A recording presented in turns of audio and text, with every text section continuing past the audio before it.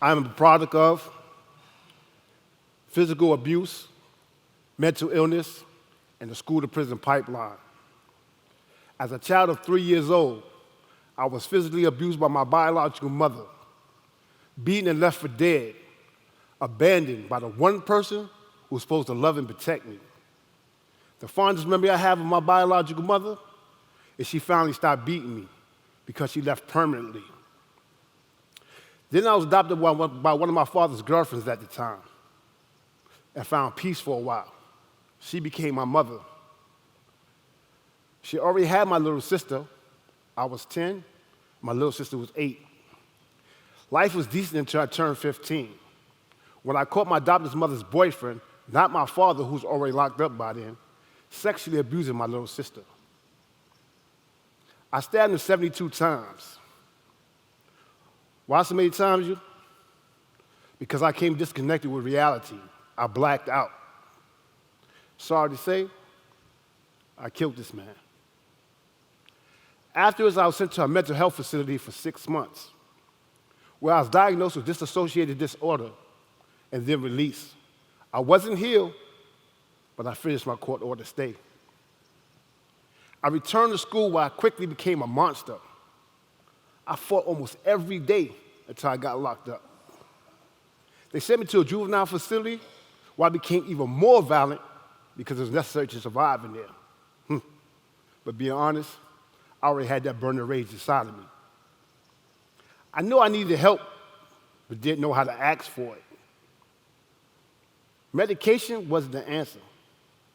That was like putting a Band-Aid on a knife wound, because I kept finding myself in situations where I had to use rage and violence to survive. I've done time on Rikers Island, one of the most violent facilities in the penal system. I've been locked up at Coxsackie Correctional Facility in New York, considered a gladiator school. The only thing I learned in these institutions was about how to be a hardened criminal. I've done drugs to try to help me deal with the pain and rage of my past, but nothing worked.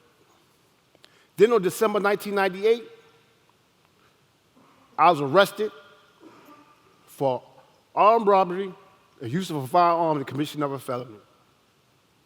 I came into the Virginia prison system bitter and still full of rage and pain. While doing this time, I realized I had to change because I didn't like who I become or who I was. So I taught myself how to read and write. An old-timer took an interest in me and helped me stop acting so self-destructively. And one of the most important things I learned is that hurt people hurt people. I realized that the world doesn't owe me anything. After all I've been through, I'm the one who owes it to myself to be a better person.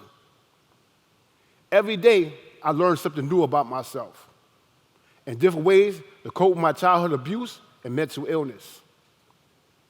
Studies show a strong link between childhood trauma and criminal justice involvement.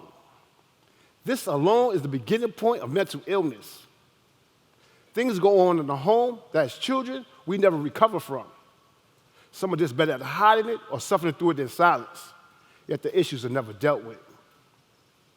This is the first time I'm telling my story. I know I cannot heal unless I let it out. It is time.